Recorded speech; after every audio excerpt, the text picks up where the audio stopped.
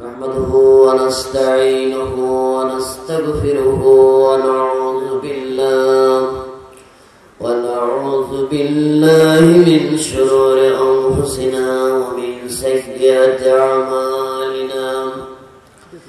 من يهد الله فلا مضل له ومن يضلل فلا هادي له.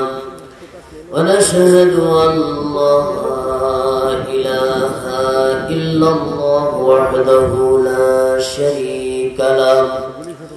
ونشهد أن سيدنا وسندنا وحبيبنا ومولانا محمدا عبده ورسوله الذي أرسله بالحق بشيرا ونذيرا وداعيا إلى الله بإذنه وسراجا منيرا. فقد قال الله تعالى في كلامه المجيد وفرقانه الحميد: أعوذ بالله من الشيطان الرجيم. بسم الله الرحمن الرحيم. ألم تر كيف فعل ربك بأصحاب الفيل؟ ألم يجعل كيدهم في تدليل وأرسل عليهم طيرا أبابيل ترميهم بحجارة من سجيل فجعلهم كعصف مأكول. قاتلوهم حتى لا تكون فتنة ويكون الدين كله لله. إلا تفعلوه تكن فتنة في الأرض وفساد كبير. إن الله وملائكته يصلون على النبي يا أيها الذين آمنوا صلوا عليه وسلموا تسليما. সকলে আমার সাথে দরুদ ইব্রাহিম পড়েন। আল্লাহুম্মা সাল্লি আলা মুহাম্মাদ ওয়া আলা আলি মুহাম্মাদ কামা সাল্লাইতা আলা ইব্রাহিম ওয়া আলা আলি ইব্রাহিম ইন্নাকা হামিদুম মাজিদ। আল্লাহুম্মা বারিক আলা মুহাম্মাদ ওয়া আলা আলি মুহাম্মাদ كما باركت على إبراهيم وعلى آل إبراهيم إنك حميد مجيد. بلغ العلا بكماله كشاف الدجى بجماله حسنت جميع خصاله. صلوا عليه وآله. मुझे कुछ मिले या ना मिले मोहम्मद मिले यानी ओ शै जिससे अल्लाह मिले। बलगल उला बिकमालिहि कशाफत दुजा बिजमालिहि हसनत जमीओ खिसालिहि। सल्लु अलैहि वालिहि। ये तेरी मेराज की कि तू लोह कदम तक पहुँचा और मेरे मेराज है कि मैं तेरे कदम तक पहुँचा। बलगल उला बिकमालिहि कशाफत दुजा बिजमालिहि حسنت جميع خصاله صلوا عليه وآله আমি কোরআনুল কারীমের 105 নম্বর সূরা সূরা আল ফিল আপনাদের সামনে আলোচনা করেছি বা পড়েছি তেলাওয়াত করেছি। এর মধ্যে 5টা আয়াত আছে। এটা নাযিল হয়েছে বিশ্বনবীর প্রিয় জন্মভূমি মক্কাতুল মুকাররমায়। আর এর ঐতিহাসিক পটভূমি হচ্ছে আদালতে আখিরাত। সম্মানিত ভাইরা, সূরা আল ফিল, সূরা আল ফিল, ফিলুন শব্দের অর্থ হচ্ছে হাতি। লক্ষ্য করুন আপনারা, ফিলুন মানে কি? হাতি। চিল্লে চিল্লে একটু দয়া করে বলবেন, ফিলুন মানে হাতি। এই হাতির সূরা, এটা হচ্ছে হাতিওয়ালা বাহিনী কে নিয়ে এই সূরার মধ্যে আলোচনা হয়েছে। বিশ্বনবী জনাব মুহাম্মদ রাসূলুল্লাহ সাল্লাল্লাহু আলাইহি ওয়াসাল্লামের জন্মের 50-52 দিন আগের এই ঘটনাটা। কাবার মসজিদ ভাঙতে এসেছিল ইয়ামেনের গভর্নর আব্রাহা, এ শয়তান, ঠিক কিনা বলেন? শুনেছেন আপনারা? মসজিদ ভাঙতে এসেছিল ইয়ামেনের গভর্নর আব্রাহার সরকার, কাবার মসজিদ ভেঙে দিবে। তার গায়ের জ্বালা হলো মানুষ সারা বছর পর মক্কাতুল মুকাররমায় হজ পালন করার জন্য আসে। এই 3 মাস এই হজের মৌসুমে যে বিজনেস হয় তা দিয়ে মক্কাবাসীরা সারা বছর আনন্দে উৎসব করে তারা খায়। সারা পৃথিবীর বাণিজ্যিক কেন্দ্র ছিল মক্কাতুল মুকাররমা। আলহামদুলিল্লাহ, এইটা আব্রাহা সরকারের চূড়ান্ত কাজ। সারা পৃথিবীর রাষ্ট্রনায়কত্ব ছিল আব্রাহা সরকারের। আজকের আমেরিকার মতো, আমেরিকা আজকে সারা পৃথিবীকে নাড়া দেয়, নেতৃত্ব দেয়, জোর করে, অত্যাচার করে, নির্যাতন করে, সারা পৃথিবীতে আজকে করতেছে মুসলমানের উপরে। ঠিক কিনা বলেন? কথা বলেন ঠিক কিনা? তাহলে এগুলো করে ঠিক ঠিক আব্রাহা সরকার এরকম ছিল। আব্রাহার এই শয়তান কাবা ঘর ভেঙে দেবে। উদ্দেশ্য ছিল যে এই ব্যবসায়িক যে প্রাণ কেন্দ্রটা, এইটা আমি এই ইয়েমেনে নিয়ে আসবো, এটা তার উদ্দেশ্য ছিল। এই জন্য অনেক কলা কৌশল, চিন্তা ভাবনা, গবেষণা, কাজ কাম বহু কিছু করেছে। শেষ পর্যন্ত আব্রাহা সরকার চিন্তা করলো যে আসলে যত বাধা বিপত্তি এগুলো সৃষ্টি করে না কেন, মানুষ হজের মৌসুমে মক্কাতে যাবেই যাবে। সুতরাং এইটাকে যদি ঠেকাতে হয় তাহলে কাবার অনুরূপ একটা মসজিদ, একটা গির্জা ইয়েমেনে আমাকে তৈরি করা দরকার। সুতরাং ইয়েমেনের রাজধানী সানাতে এইরকম একটা ঘর তৈরি করলো, একটা গির্জা বানায় ফেললো আব্রাহা সরকার। এবং গোটা ইয়েমেনে, আরব আমিরাতে সার্কুলার দিয়ে দিল, এইবার হজ মক্কাতুল মুকাররমায় হবে না, এবারের হজ হবে ইয়েমেনে সানা।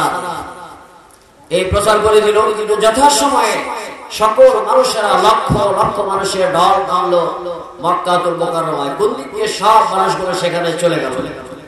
আব্রাহা সরকারের লক্ষ লক্ষ টাকা খরচ করেছি, গির্জাটা তৈরি করে ফেললো।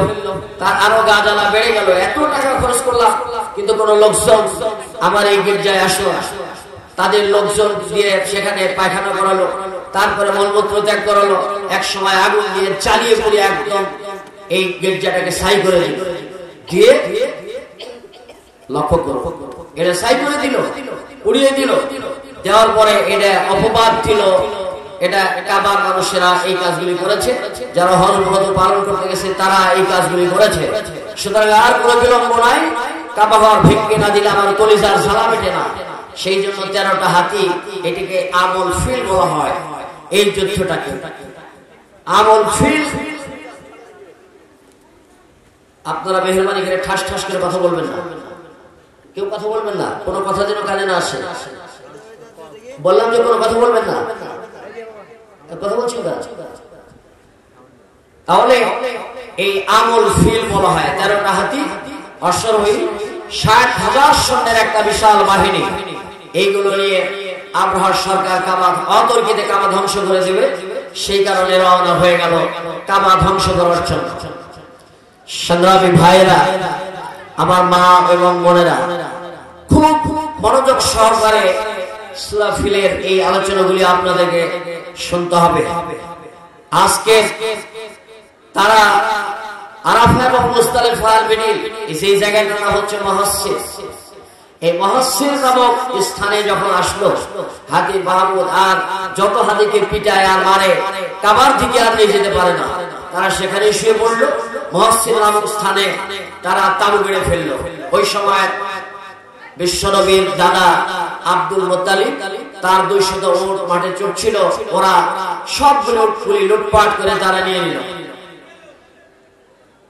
খবর পেয়ে তিনি সেখানে চলে গেলেন, বললেন আব্রাহা সরকারকে বললেন, আপনারা আমার উটগুলি এইভাবে লুটপাট করে নিয়েছেন, অতর্কিতে আপনারা এখানে চলে এসেছেন, কেন এসেছেন? আমাকে বললেই তো পারতেন, আমি টাকা পয়সা আপনার সঙ্গে কিছু পাঠিয়ে দিতাম। আব্রাহা সরকার আব্দুল্লাহ বিন উবাইকে আব্দুল্লাহকে বলে দিলেন, আব্দুল মুত্তালিবকে বলে দিলেন, আমি আপনার এই উটগুলি অন্য এগুলো টাকা পয়সা এগুলো আমি দিব, সেই জন্য আসি নাই। আমি এসেছি কাবার ঘর নাকি শান্তির ঘর, এই কাবার ঘরটাকে আমি খতম করে দিয়ে আমার কলিজায় শান্তি দিতে চাই, সেই জন্য কাবাকে ধ্বংস করার জন্য এসেছি। আব্দুল মুত্তালিব বললেন, এই কাবা ঘর আমার বাবার ঘর নয়, গোটা দুনিয়ার কোন মানুষের বাপের ঘর নয়, এটা হচ্ছে আকাশ এবং জমিনের একচ্ছত্র অধিপতি আল্লাহ রাব্বুল আলামিনের এইটা ঘর। সুতরাং যুগে যুগে যত মানুষেরা এটাকে ধ্বংস করার জন্য এসেছিল, কেউ এটা ধ্বংস করতে পারে নাই, আপনিও পারবেন না। সুস্থ শরীরে ইয়ামেনে ফেরত চলে যান। কিন্তু কোন ক্রমে আব্রাহা তা শুনল না। আব্দুল মুত্তালিব বললেন, আমার যে উটগুলি আপনার লোকেরা 200 উট দিয়ে নিয়েছে, ওগুলো আমাকে ফেরত দিন। আব্রাহা সরকার আব্দুল মুত্তালিবকে বললেন, কাবা আল্লাহর ঘর বটে, কিন্তু খাদেম তো আপনি, আপনার এই তো কোনো কাজালা নেই, কোনো ব্যথা নাই, বেদনা নেই, কিন্তু উটের ব্যাপারে এত বেদনা কেন? হযরত আব্দুল মুত্তালিব বললেন, কাবা ঘরটা আমার ঘর নয়, আমি খাদেম মাত্র, দেখাশোনা করি মাত্র, কিন্তু এই ঘরের মালিক হচ্ছে আল্লাহ। বলেন আল্লাহু আকবার। এই ঘরের মালিক হচ্ছে আল্লাহ, এই ঘরের হেফাজতের দায়িত্ব কেবলমাত্র আল্লাহ। আল্লাহর কাছে এটিকে সমর্থ করে দিলাম, আপনি দয়া করে আমার উটগুলি দিয়ে দেন। তার উটগুলি দিয়ে দেওয়া হলো। উটগুলি নিয়ে তিনি চলে এলেন, আর গ্রামে এসে এলাকায় এসে সকলকে বলে দিলেন, যত মেয়েরা বাচ্চারা আছো সব পাহাড়ে চলে যাও, এই কাবার খেদমতগার যারা আছো সকলে আমার সঙ্গে কাবার মসজিদে চলে এসো।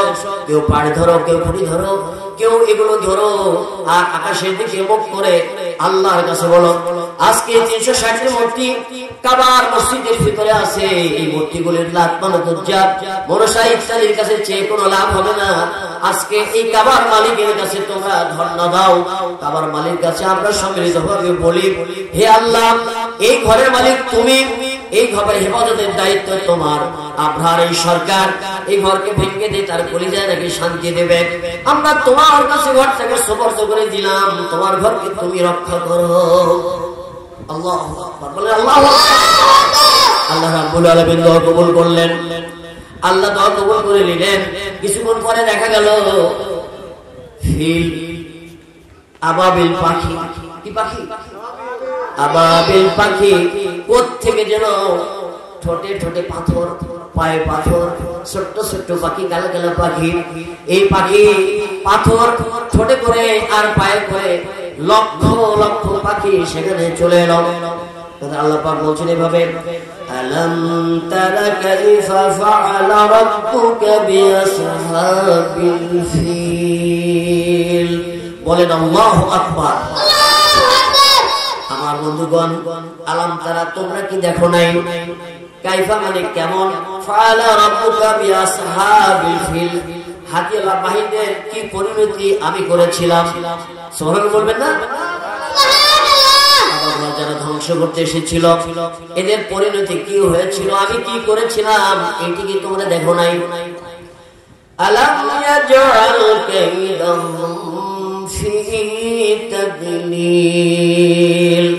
আমার ভাইরা, তাদের সমস্ত কলা কৌশল আমি আল্লাহ রাব্বুল আলামিন ব্যর্থ করে দিয়েছি।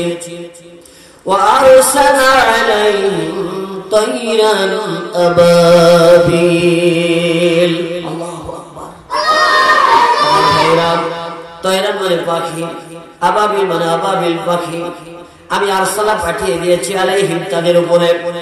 এই পাখিগুলোকে একটা পাখির কাছে ঠোঁটে পায়ে 3টে পাথর ছিল। বড় পাথর ছিল, এই পাথরগুলি ছিল এত পাথরগুলি, তারা লক্ষ লক্ষ পাখি সেখানে সমবেত হয়েছিল। আমি এটা বলে দিয়েছিলাম তারমিহিম বিহিজারাতিম মিন সিজ্জিল। আল্লাহু আকবার। আমার ভাইরা, তারমিহিম তারা নিক্ষেপ করেছিল বিহিজারাতিন সেই পাথরগুলি মিন সিজ্জিল। আর এটা পাথর নিক্ষেপ করার কারণে তাদের শরীরে যেটা পড়েছিল সেই পাথরগুলি, আর পড়ার কারণে তাদের দেহের সমস্ত গোশত হাড্ডিগুলো টুকরো টুকরো হয়ে গিয়েছিল। কেমন টুকরো হয়েছিল? ফাজআলাহুম কাসফিম মাকুল। আল্লাহু আকবার। তাদের অবস্থা এমন হয়েছিল যে পশুর জীবন ভুসির মতো হয়ে গিয়েছিল। একটা মানুষ দূরের কথা, একটা মানুষের লাশ দূরের কথা, ইয়ামানে একটা মানুষের পশম পর্যন্ত ফিরে যেতে পারে নাই।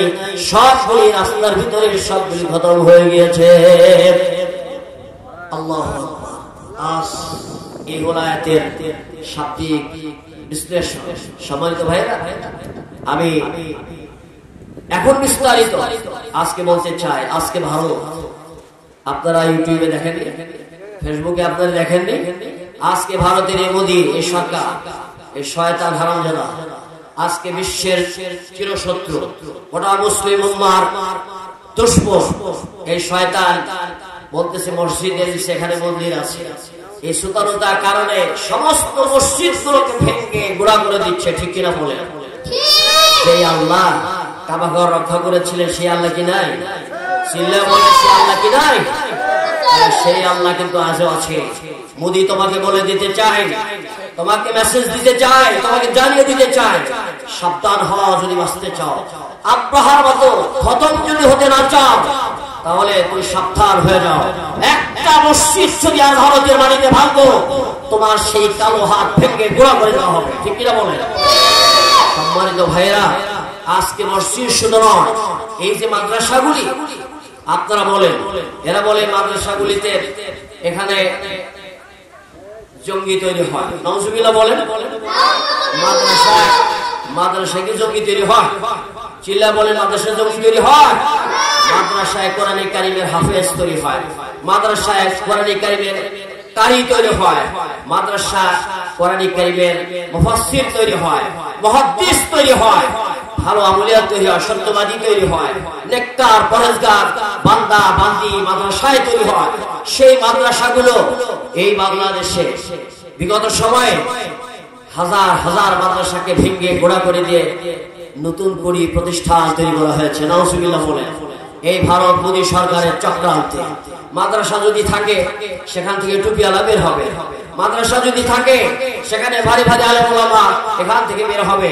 তারা ইসলামের পক্ষে, জালিমের বিরুদ্ধে, মাজলুমের সপক্ষে জীবন বাজি রেখে তারা আন্দোলনের সংগ্রামের ময়দানে তারা নেমে পড়বে। ঠিক কিনা বলেন?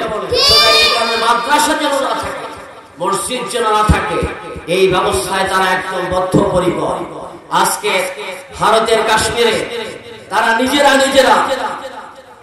নিজে আপনার সরকারের মতো তাদের লোকজনদেরকে গুলি করে হত্যা করেছে, বাস ফায়ার করে তাদেরকে হত্যা করেছে। হত্যা করে তারা আজকে মুসলমানদের উপরে, ওই পাকিস্তানের উপরে, মুসলিম অধ্যুষিত দেশের উপরে তারা চাপিয়েছে। তারা বলেছে মুসলমানরা এটা করেছে, সুতরাং পাইকারি হারে তারা মুসলিম হত্যা করতেছে। ঠিক কিনা বলেন? কথা বলে ঠিক কিনা? আজকে এই ভারত দ্বিতীয় ফিলিস্তিনিতে পরিণত হয়েছে। ছোট্ট ছোট্ট বাচ্চাগুলিকে এই ভারত সরকার লোহার তার দিয়ে জড়িয়ে বেঁধেছে, আর মোটরের টায়ারে আগুন লাগিয়ে তাজা শিশু ওরা জ্বালিয়ে পুড়িয়ে মারতেছে। নাউজুবিল্লাহ বলবেন না? ফিলিস্তিনিতে মারতেছে, মারতেছে, আলজেরিয়ায় মারতেছে, মিয়ানমারে মারতেছে, সারা পৃথিবীতে যেখানে মারতেছে শুধু মুসলমান মরতেছে, ঠিক কিনা বলে? চিল্লা বলে ঠিক কিনা? জানেন ভাই, আপনাদেরকে আফসোস করে বলছি, যারা আপনারা এখানে বসে আছেন, আমরা সকলে মুসলিম। এখন যদি বলি কয় দলের মুসলিম, যদি আপনাদেরকে বলি কয় দলের মুসলিম, তাহলে আমরা অসংখ্য দলের মুসলিম আমরা এখানে আছি, ঠিক কিনা বলে? মুসলমানের দল একটা হবে না অনেকগুলি হবে? একটা যদি দল হয় সেই দলের নাম হবে কি? সকলে বলেন সেই দলের কি নাম হবে? চিল্লায় বলেন কি নাম হবে? সেই দলের নাম হবে ইসলাম। এই বাচ্চাটা এইভাবে চিল্লানো যাবে না, এইভাবে এই মাইকে এইভাবে বাচ্চাটা ওইদিকে আপনারা নিচে থেকে বলবেন, ঠিক আছে? কিন্তু এই যে মাইকে বলবেন না। তাহলে সেই দলের নাম হবে কি? আপনারা বলেন, চিল্লায় বলেন, আপনারা সকলে চিল্লায় বলেন সেই দলের নাম কি হবে? সেই দলের নাম হবে ইসলাম, ঠিক কিনা বলেন? এখন যদি আমরা মুসলমান, আমাদের দলের নাম কি? খালি একজন বললে তো হবে না, আমি আপনাকে সকলকে বলতে বলেছি যে সেই দলের নাম কি হবে। এখন আমি মনে করেন এক দলের, আমার ভাই আব্দুল রহিম এক দলের, আমার হাফেজ স্যার আর এক দলের, আমার ওই ছাত্র আর এক দলের, ওই সভাপতি আর এক দলের। এইরকম যদি হয়, বিশ্বের বিজাতিরা আমাদেরকে আলু ভর্তা বানাবে কিনা? সকলে বলেন, বলে বানাবে কিনা? সুতরাং আমাদেরকে এক দলীয় ব্যক্তিত্ব হতে হবে, ঠিক কিনা বলেন? সেই দলের নাম কি হবে? আবার বলেন, সেই দলের নাম হবে ইসলাম। তাহলে আমরা আজকে আমরা যত দলের লোক আছি, আমরা তওবা করে আমরা মুসলমান, আমাদের দলের নাম হবে ইসলাম। এই জায়গায় আমরা তওবা করে ফিরে আসতে পারি কিনা? চিল্লা বলেন, পারি কিনা? আচ্ছা, কারা কারা ফিরে আসবে? আমরা হাত তুলে একটু দেখান আল্লাহকে। আমরা আল্লাহর কাছে ফিরে আসতে চাই। আল্লাহু আকবার, সবাই চিল্লা বলেন আল্লাহু আকবার। আল্লাহ তুমি কবুল করো, আমরা তোমার কাছে ফিরে এলাম। আল্লাহ তুমি কবুল করো। আজকে সারা পৃথিবীর যেখানে মুসলমান মার খায়, শুধু মুসলমানের কারণ হচ্ছে আল্লাহ পাক বলেছেন ওয়াতাসিমু বিহাবলিল্লাহি জামিআ ওয়া লা তাফাররাক। হে আমার বান্দা-বান্দীরা, তোমরা ঐক্যবদ্ধভাবে আমার কোরআন কারীমের রজ্জুকে আঁকড়ে ধরো। ওয়া লা তাফাররাক, খবরদার তোমরা বিচ্ছিন্ন এবং বিক্ষিপ্তবাদীদের দলভুক্ত হতে পারবে না, ঠিক কিনা বলেন? এইটা তোমরা হতে পারবে না। আর এটা যদি হয়, তাহলে তোমাদেরকে সারা বিশ্বের বিজাতিরা একদম খেয়ে ফেলে দেবে, কি বলে? ঠিক কিনা? আমাদের ঐক্যবদ্ধতা নাই বলেই তো আজকে বিজাতিরা আমাদেরকে মারে, ঠিক কিনা বলে? আজকে আল্লাহ পাক তোমার কাছে দরখাস্ত সাবমিট করতেছি, আজকে এই জন্মভূমির এই মাহফিলে আমাদেরকে গোটা শুধু তেফক নয়, সান্নাবাদ দেলবড়িজন পরিষদ নয়, আজকে শুধু রাজশাহীর মাটি নয়, সারা বাংলাদেশের 56,000 বর্গ মাইলের সমস্ত মুসলিম উম্মাহকে এক ঐক্যের প্ল্যাটফর্মে ডাক দিলাম, ঐক্যবদ্ধ বানায় দাও। সকল বলেন আমিন, আরো জোরে চিল্লায় বলেন আমিন। সংগ্রামী ভাইরা, আল্লাহ রাব্বুল আলামিন বলেন قاتلوهم حتى لا تكون فتنة ويكون الدين كله لله। আমার বন্ধুগণ, আল্লাহ রাব্বুল আলামিন বলতেছেন তোমরা সংগ্রাম করো, তোমরা যুদ্ধ করো, কাতলে কাতাল করো, আন্দোলন করো, সংগ্রাম পরিশোধ করে তুলো, যতক্ষণ পর্যন্ত না সমাজ থেকে ফিতনা শেষ হয়ে যায় এবং ফিতনার শেষ শিকড়টুকু জমিন থেকে মূলোৎপাটিত না হয়, ততক্ষণ পর্যন্ত তোমরা আন্দোলন এবং সংগ্রাম করো।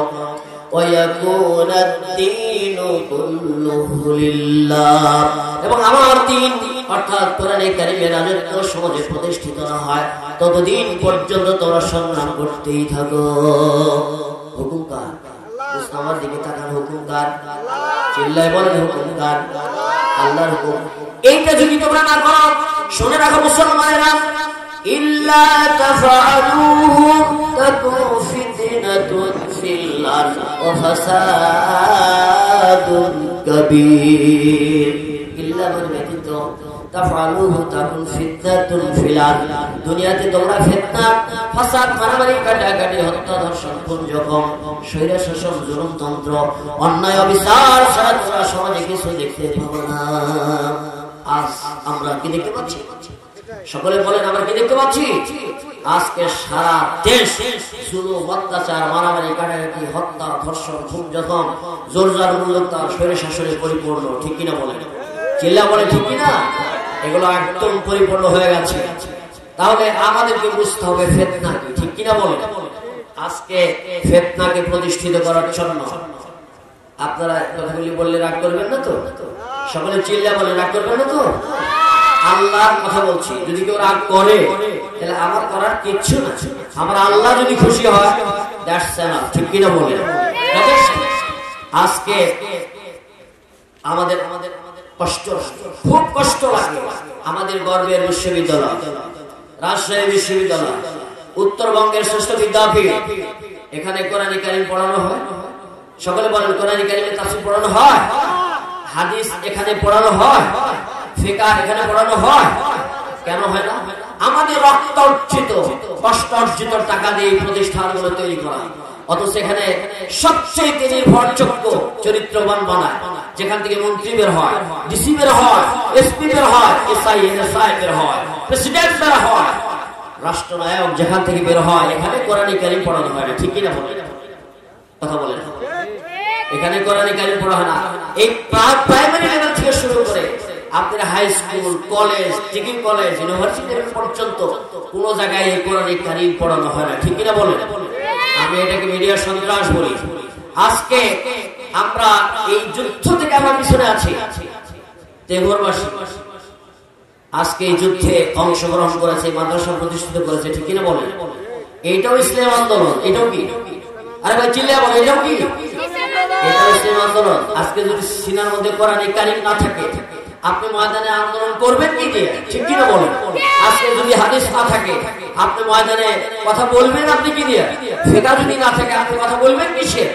সেই কারণে সর্বপ্রথম যে যুদ্ধ, যে আন্দোলন, যে সংগ্রাম করা দরকার, সেটা কোরআন কারীমের শিক্ষা প্রতিষ্ঠানগুলো প্রতিষ্ঠা করা, ঠিক কিনা বলেন?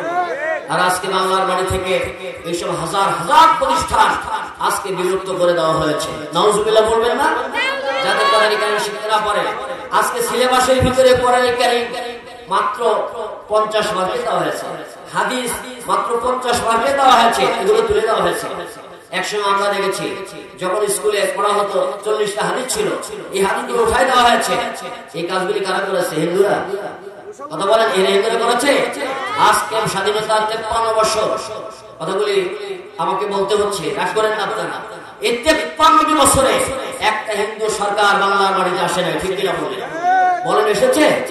আজকে সকল মুসলিম সরকার, আল্লাহ রাব্বুল আলামিন বলেন,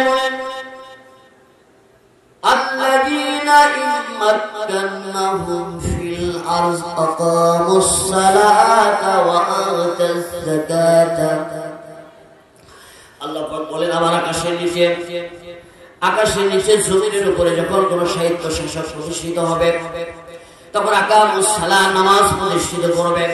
সংবিধানের হেডলাইনে লিখে দেবে আকামুস সালাত, নামাজ প্রতিষ্ঠিত করে দেওয়া হলো। প্রশ্ন, কোন সরকার এটা করেছে? চিল্লে বলেন, কেউ করেছে এটা? আল্লাহ রাব্বুল আলামিন 2 নম্বরে বলতেছেন, নামাজ আমি আল্লাহর দরবারে কবুল হওয়ার জন্য তোমাদের হালাল রুজির শর্ত। সেই কারণে ঘৃণ্যতম সুদভিত্তিক অর্থনীতিকে ডাস্টবিনে নিক্ষেপ করে দাও। নিক্ষেপ করে দিয়ে সেখানে হালাল অর্থনীতি, যাকাত ভিত্তিক অর্থনীতি প্রতিষ্ঠিত করে দাও। আল্লাহ, কোন সরকার এটা করেছে? চিল্লে বলেন করেছে?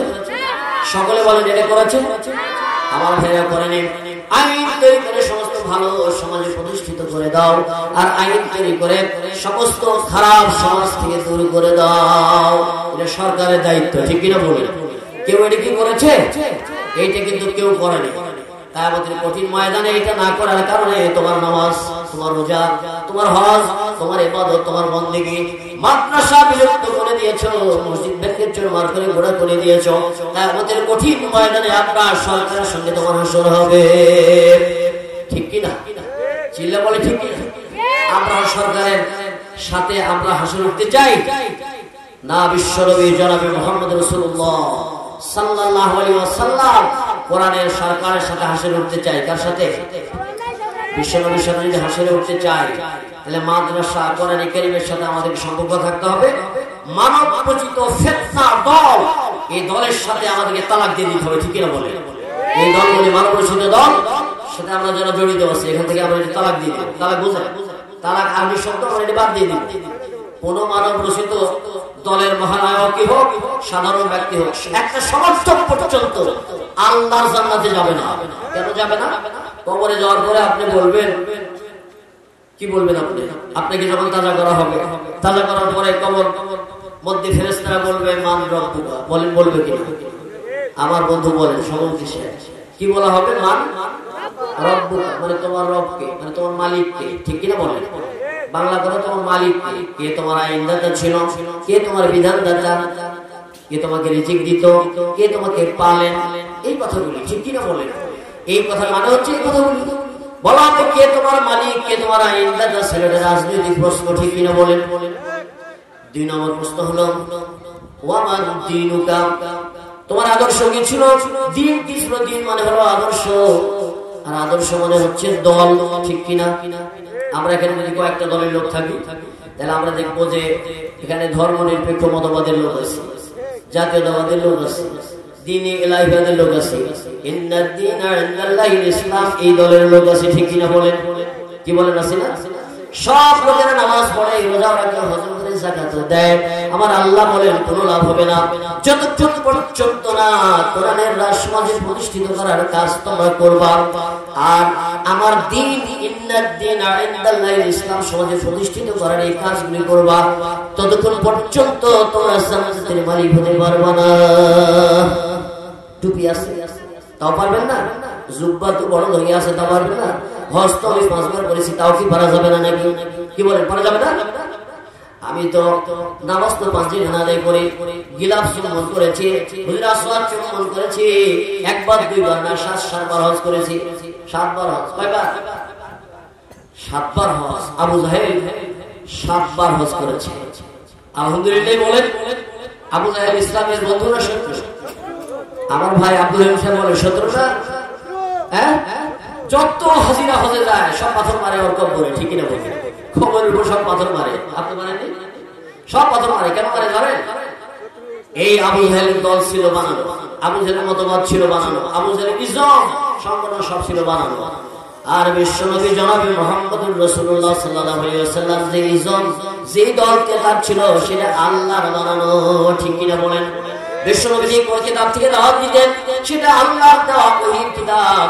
আর আবু জাহেল যে কিতাব থেকে দাওয়াত দিত, যে দলের পক্ষ থেকে দাওয়াত দিত, সেটা আবু জাহেলের বানানো, আবু জাহেলের বন্ধুদের বানানো, আবু জাহেলের দলীয় লোকদেরই বানানো, ঠিক কিনা বলেন? এইখান থেকে দাওয়াত দিত। তো ভালো লোক ছিল, কি ভালো লোক! বিশ্বনবী জনাবে মুহাম্মদ রাসূলুল্লাহ সাল্লাল্লাহু আলাইহি ওয়াসাল্লাম, আমার ভাইরা, সাল্লাল্লাহু আলাইহি ওয়াসাল্লামের 1 থেকে 40 বছর বয়স পর্যন্ত পার্লামেন্টে এমন কোনো দিন ছিল না আবু জাহেল বিশ্বনবীর ব্যাপারে একটা কথা বলেনি যে আমার ভাতিজা সবচেয়ে ভালো, সবচেয়ে সত্যবাদী, দিনদার, পরেজগার, মুত্তাকি, তার মতো লোক আগে ছিল না, আজকে নয় কামিল পৃথিবীতে হবে, এটা আমি বিশ্বাস করি না। বলেন আলহামদুলিল্লাহ। এই আবু জাহেল যখন কোরআন নাযিল হয়ে গেল, কোরআনের দাওয়াত যখন শুরু করে দিলেন বিশ্বনবী মুহাম্মদ সাল্লাল্লাহু আলাইহি ওয়াসাল্লাম, তখন এই আবু জাহেল শত্রু হয়ে গেল, ঠিক কিনা বলেন? তার মানে আবু জাহেল কোরআনের বন্ধু না শত্রু? কোরআনের বন্ধু না শত্রু? চিল্লায় বলেন শত্রু না বন্ধু? আমার ভাইয়ের এই শত্রু। আবু জাহেল কাবার মসজিদ তৈরি করেছে, যে কাবার মসজিদ, আমি তো হজে যাইনি, আমার বন্ধুরা হজে গেছে, হজ করে আসছে, কাবার মসজিদ তওয়াফ করে আসেন না, তওয়াফ করে আসছেন, যে কাবার মসজিদ, এই কাবার মসজিদের অন্যতম নির্মাতা এই আবু জাহেল। যে কাবার মসজিদে 1 রাকাত নামাজ যদি বাইরে যদি কেউ পড়ে, মসজিদের ভিতরে নয়, চত্বরের মধ্যে যদি কেউ যদি পড়ে, তাহলে গোটা পৃথিবীর মসজিদ গুলোতে 1 লক্ষ রাকাত নামাজ পড়লে যে সব, সেই সব সে পাবে। এই মসজিদের অন্যতম নির্মাতা মিস্টার আবু জাহেল। আমার ভাইরা বাড়ি থেকে যখন বের হয় পাগড়ি পরে, টুপি পরে, গায়ে জুব্বা লাগায়, দাড়ি নাভি পর্যন্ত, সুবহানাল্লাহ বলবেন না? এত বড় বড় দাড়ি, ওযু করে মারায়, তারপরে সালাতুল, বাবুরা এটা কথা বলো না বেটা, এগুলো বের হয়ে সালাতুল কাজে হাজা 2 রাকাত নামাজ আদায় করে সেখান থেকে বেরিয়ে যায়। আমার বাড়িতে আসার পরে মসজিদে ঢোকার পরে ওগুলো খুলে ফ্রেশ হয়ে 2 রাকাত শুকিয়ে নামাজ পড়ে বাড়িতে ঢোকে। আমল ভালো না খারাপ? আরে ভাই চিল্লিয়ে বলেন, ভালো আমল না খারাপ আমল? এই ভালো আমল গুলো সে করে। তাহলে এত বড় মসজিদ নির্মাতা 1 বার 2 বার না, আবু জাহেল 7 বার হজ করেছে। সে আপনারা একজন উঠবেন না ভাই, দয়া করে উঠবেন, কেউ উঠবেন না, উঠে এলোমেলো পাকাবেন না। আমি অনুরোধ করে বলছি, আমি আর 10-12 মিনিট আপনাদের সামনে আলোচনা নিয়ে গিয়ে আমি মূল লক্ষ্যে যেতে চাই। আল্লাহ কবুল করুন, সকলে বলেন আমিন। এই মিস্টার আবু জাহেল এত ভালো লোক ছিল, আর সেই যুগে মানুষেরা তাকে আবুল হেকাম বলতো, জ্ঞানীর আব্বা বলতো। কোরআন নাজিলের পরে যখন কোরআনের সাথে নাই, তখন একে আবু জাহেল মানে মূর্খের পিতা বলা হলো। ঠিক কিনা বলে? এই মূর্খের পিতা এই আমলগুলি ভালো আমলগুলি করতো। যুদ্ধে যাবে কাবার মসজিদে সালাতুল কাজে হাজাতের 2 রাকাত সালাত আদায় করেছে। আলহামদুলিল্লাহ, 2 হাত উঁচু করে আল্লাহর দরবারে বলতেছে, আল্লাহ আমি যুদ্ধে যাচ্ছি, এই যুদ্ধে আমারে তুমি বিজয় দিয়ে দিও।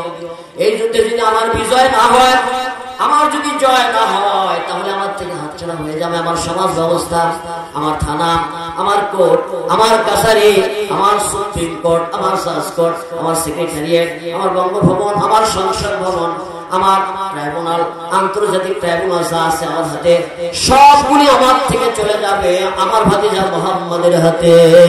ঠিক কিনা বলে? সুতরাং এই যুদ্ধে আমাকে তুমি বিজয় দিয়ে দিও। আর বিজয় লাভ করার জন্য দোয়া কবুলের জন্য আমি নামাজ আদায় করি কাবার মসজিদে। কাবার মসজিদ তৈরি করেছি। আবার কাবার মসজিদের অন্যতম আমি একজন নির্মাতা। আমার বন্ধুগণ, হুজুর আসওয়াদ চুম্বন করেছি, গিলাফ চুম্বন করেছি, তুমি দয়া করে আমার দোয়াটা কবুল করে নাও। নাউজুবিল্লাহ বলবেন না? সাথে সাথে আল্লাহ রাব্বুল আলামিন এই কথাগুলি কোরআন কারীমের ভিতরে কোট করে দিলেন। আল্লাহ বিশ্বনবীকে বললেন, فلا وربك لا يؤمنون حتى يحكموك فيما شجر بينهم ثم لا يجدوا في أنفسهم حرجا مما قضيت ويسلموا تسليما الله أكبر আল্লাহ বললেন, হে মুহাম্মদ ফালা রাব্বিকা, কখনোই নয় তোমার রবের কসম, আমি আল্লাহ আমার কসম করে বলতেছি, লা ইউমিনুনা হাত্তা ইউহাক্কিমুকা ফীমা শাজারা বাইনাহুম, যতক্ষণ পর্যন্ত তোমার ফয়সালা, তোমার বিচার ব্যবস্থা, তোমার হুকুম আহকাম ব্যবস্থা, তোমার দাওয়াত, তোমার সেমিনার, সিম্পোজিয়াম, এইগুলি যারা মেনে না নেবে, ততক্ষণ পর্যন্ত সেই লোকটা ইমানদার হতেই, বলেন না, ইমানদার হতেই পারে না। বক্তব্য হুজুরের বক্তব্য, মৌলানা সাহেবের বক্তব্য, আমার আপনার আল্লাহর বক্তব্য, স্রষ্টার বক্তব্য, ইমানদার হতেই পারবে না। আর সুতরাং ভবিষ্য নবী যতক্ষণ পর্যন্ত না মনে প্রাণে সকলেই বলে যে আমার নবী, তোমার নবী, বিশ্ব নবী মুহাম্মদ সাল্লাল্লাহু আলাইহি ওয়াসাল্লাম, ঠিক কিনা বলেন? এটা সবাই বলে, কিন্তু কাজে কামে এমন কাজগুলি আমরা করি, আমরা শয়তানের গোলাম হয়ে যাই। ঠিক কিনা? আমরা এটা করি মনে প্রাণে নির্দ্বিধায়, কোন সংকোচ ছাড়া, কথা ছাড়া, কোন ভাব ছাড়াই বিশ্ব নবীর সমস্ত কথাগুলিকে মেনে নিতে হবে। ঠিক কিনা বলেন? আমার ভাইরা, আজকে তার এই সংগঠনের একটা বৃহত্তম সংগঠন এই সারা পৃথিবীর মাদ্রাসাগুলি। ঠিক কিনা বলেন? আজকে মোদী সরকার ভারতে অসংখ্য ইসলামী শিক্ষা প্রতিষ্ঠান ভেঙে দিয়েছে। বাংলার মাটিতে মোদী সরকারের চক্রান্তে, এই হারামজাদা চক্রান্তে অসংখ্য মাদ্রাসাগুলিকে কৌশলে ভেঙে দেওয়া হয়েছে। তার চক্রান্তে ভারতের প্রিন্ট করা এই বইগুলি আমাদের সন্তানগুলিকে দিয়ে কোরআন হাদিসের যত হুকুম আহকাম হয়েছিল সবগুলিকে বাদ দিয়ে তাদের ওই দাদাদের সমস্ত কাহিনী, হিন্দুত্ববাদের সব কাহিনী, পাশ্চাত্য সব ইহুদিবাদদের এই কাহিনী সবগুলি আমাদের বইগুলিতে ঢুকিয়ে দিয়ে আমাদের সন্তানের মগজ বিধ্বস্ত করে দেওয়া হয়েছে। ঠিক কিনা বলেন? এইটা প্রতিষ্ঠিত থাকুক, এটাকে আপনারা চান? চিল্লা বলে প্রতিষ্ঠিত থাকুক, এটাকে আপনারা চান? আরে কথা বলে না, এটা কি প্রতিষ্ঠিত থাকুক, এটাকে আপনারা চান? এটা আপনারা, আপনাদের কথা শুনে মনে হচ্ছে এটা আপনারা চান। এই হিন্দুত্ববাদ, ইহুদি, নাসারা, মতবাদ এগুলো প্রতিষ্ঠিত হোক, এটা আপনারা চান? এটা আপনাদের কথা শুনে মনে হচ্ছে এটাকে আপনারা প্রতিষ্ঠিত হোক, এটা কি চান? না, এটা আমরা তা চাই না। যারা এই কাজগুলি করে আমরা তাদেরকেও চাই না। ঠিক কিনা বলেন?